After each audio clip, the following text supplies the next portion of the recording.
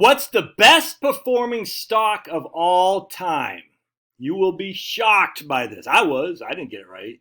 You're going to be shocked by this. Very, very interesting from a man, Meb Faber, and he writes his weekly blog, Idea Farm. And I very much enjoy Meb. I don't listen to any podcasts. I probably should, but I'm too busy doing other stuff, man. I listen to, I'm listening to right now Stephen King from a Buick 8. I listen to music. I listened to another book on tape about Maine the other day. So I like listening to books on tape and music and every now and then YouTube channels. But sometimes listen to podcasts. My man Finn McKenty does a good podcast. I'm a very big fan. Maybe every now and again I'll listen to Bebs, but I haven't listened to it for a while. But he's got a great podcast set up. And, of course, I like his emails I get every week. And you should too. I don't know how you say it. Subscribe to the email or something like that. Anyway, what's the best performing stock of all time? We're talking about a total percentage gain of 265,528,901%. $1,000 invested in this guy would be worth $2.5 billion today. So put in your guess. What's the best performing stock of all time? Put it down there. All right. So pause. It helps the algorithm too when you put a comment on there. Oh, but don't forget to fondle the like button. Fondle the like button. Say, ooh, like button. Hey, don't smash it. Don't hit it. We're nice. Fondle it. That's how you get some. That's how you get some action. You got to fondle, massage, fondle the like button. It's so fun.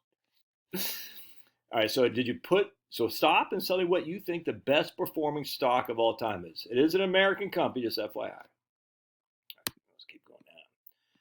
All right, so to answer this question, we turn to Hank Bessenbinder, who authored the famous academic paper, Do Stocks Outperform Treasury Bills? And we've talked about that a couple times on this channel. I'm not going to get in that paper here today, but it's very interesting because you take away like the top 10% of stocks and you didn't hardly do anything. It's crazy. Some guessed Berkshire, but that only had a 792% return. Microsoft, a paltry 622%. The winner was Altria, Philip Morris. Here's a recent podcast we did with, I do want to listen to that. A recent podcast we did with Hank, and the full list of the top 20 is below. Most people probably assume the best performing stock returns something like 30 to 50% per year. Only 6 out of the top 100 had returns over 20% a year. Are you hearing that? Of all the stocks out there, only 6 out of the top 100 had returns of 20% per year.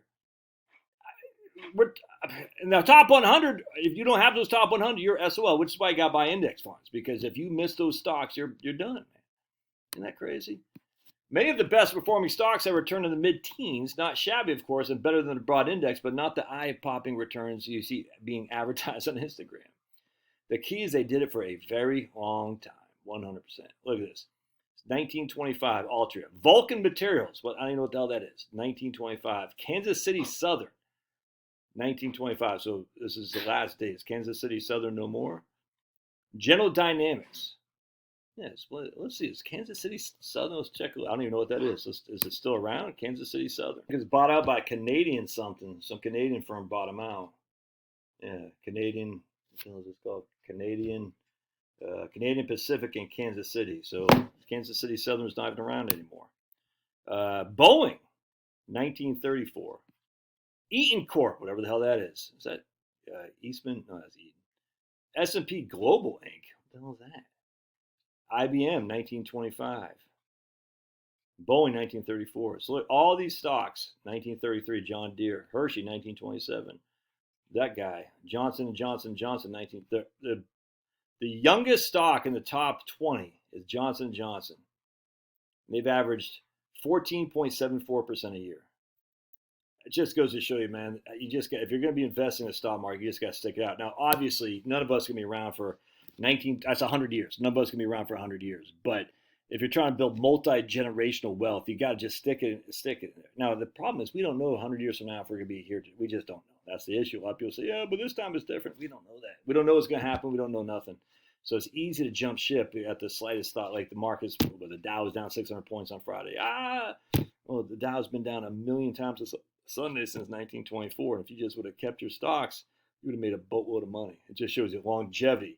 Even if you got 7% a year, just think about this, 7% a year, all right, for 100 years. So we got $100 in there, 7% a year. That means we're going to double 10 times. So 7, we put $100 in there. I can't figure this out. So we're going to do 10, $100 is our present value, 100 is our years, 7% a year, no payment. The $100 would be worth, is that right?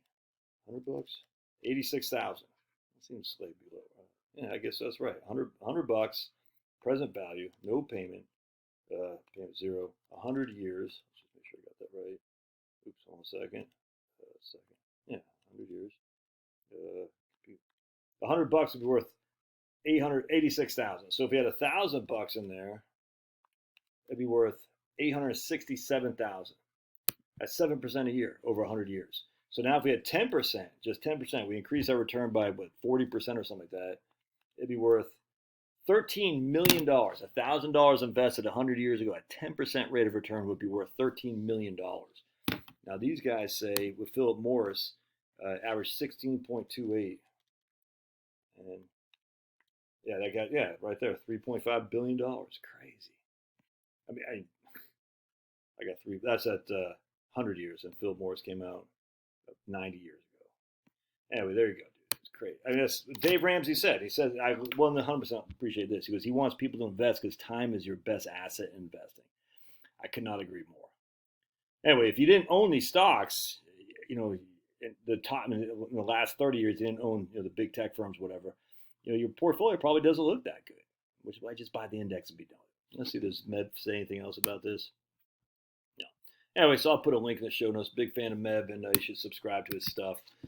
And love to hear your thoughts after you fondle the like button. All right, God bless. We'll see you.